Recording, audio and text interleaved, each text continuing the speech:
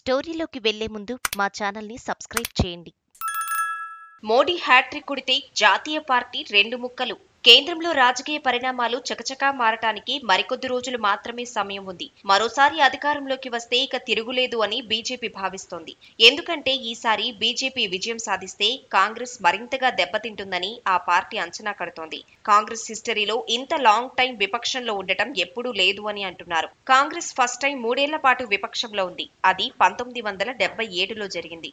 ఆనాడు ఇందిరాగాంధీ ఎమర్జెన్సీ తరువాత వచ్చిన ఎన్నికలతో పూర్తి వ్యతిరేకత కాంగ్రెస్ కి చుట్టుకోవడంతో ఆ పార్టీ ఓడి జనతా ప్రభుత్వం కేంద్రంలోకి వచ్చింది. అలా 3 ఏళ్లు కాంగ్రెస్ విపక్షంలో ఉన్న ఇందిరాగాంధీ చాకచక్యంతో 1980 నాటికి తిరిగి పార్టీని అధికారంలోకి వచ్చేలా చూశారు. ఇక రెండవ మారు ఇందిరా కుమారుడు రాజీవ్ ని మాజీ ప్రధానిగా చేసి నేషనల్ ఫ్రంట్ కేంద్రంలో అధికారంలోకి వచ్చింది. అయితే ఆ ప్రభుత్వం కూడా 2 ఏళ్లకే కుప్పకూలింది. మళ్లీ 1991లో కాంగ్రెస్ అధికారాన్ని చేపట్టింది. ఇక 1996 నుంచి చూస్తే 2004 వరకు కాంగ్రెస్ కి గడ్డు పరిస్థితి అని చెప్పాలి. అంటే సుమారుగా 8 ఏళ్ల కాలమన్నమాట. కాంగ్రెస్ అలా పడుతూ లేస్తూ అప్పట్లో పార్టీని కాపాడుతుంది. సోనియా గాంధీ నాయకత్వంలో 2004లో కాంగ్రెస్ కి అధికారం దక్కింది. అలా 2 టర్మ్లు కాంగ్రెస్ పవర్ లో ఉంది. 2014లో కాంగ్రెస్ ఓటమి పాలైంది. మోడీ సర్కార్ అధికారంలోకి వచ్చింది. 2019లో కాంగ్రెస్ ది అధికారం అనుకుంటే అది జరగలేదు. దాంతో కాంగ్రెస్ 10 ఏళ్ల పాటు విపక్షానికి పరిమితం కావాల్సి వచ్చింది. ఇదే కాంగ్రెస్ కి సుదీర్ఘం అనుకుంటే ఈసారి కనుక కాంగ్రెస్ ఓడితే మరో 5 ఏళ్లు అంటే 15 ఏళ్ల పాటు అధికారానికి కాంగ్రెస్ దూరం అయితే ఏమైనా ఉంటుందా అన్నదే చర్చ.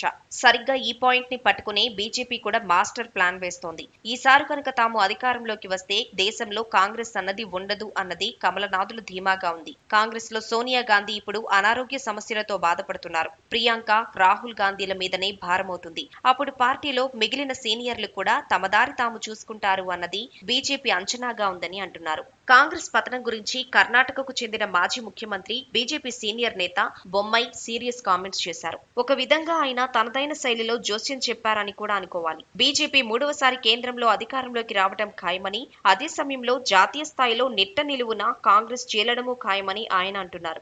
అంటే మోడీ హ్యాట్రిక్ తరువాత జాతీయ స్థాయిలో రాజకీయంగా సంభవించే అతిపెద్ద కీలక పరిణామంగానే దీనిని ఆయన చెబుతున్నారు. అంతేకాదు కర్ణాటకలో సైతం కాంగ్రెస్ నాయకులు అంతా గొడవపడి ప్రభుత్వాన్ని పతనం చేసుకుంటారని మరో బాంబు వేశారు. ఇక మోడీ మళ్లీ ప్రధాని అయితే విపక్ష పాలిత రాష్ట్రాలలో అంటే కర్ణాటక, హిమాచల్ ప్రదేశ్, తెలంగాణలలో అధికారంలో ఉన్న కాంగ్రెస్ ప్రభుత్వాలకు ముప్పు తప్పదని కూడా విశ్లేషణలు వస్తున్న నేపథ్యంలో బొమ్మాయి వ్యాఖ్యలు సంచలనం రేపుతున్నాయి. చూడాలి మరి ఏమి జరుగుతుందో.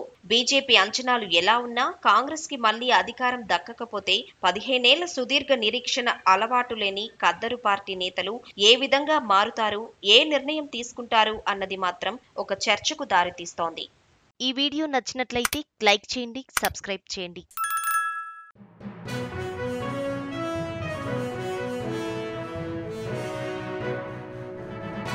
మీ ఊరికి సంబంధించిన సమస్యలను, ఇతర వార్తలను 9440486321 నెంబర్కు వాట్సాప్ ద్వారా వీడియోలను పంపగలరు.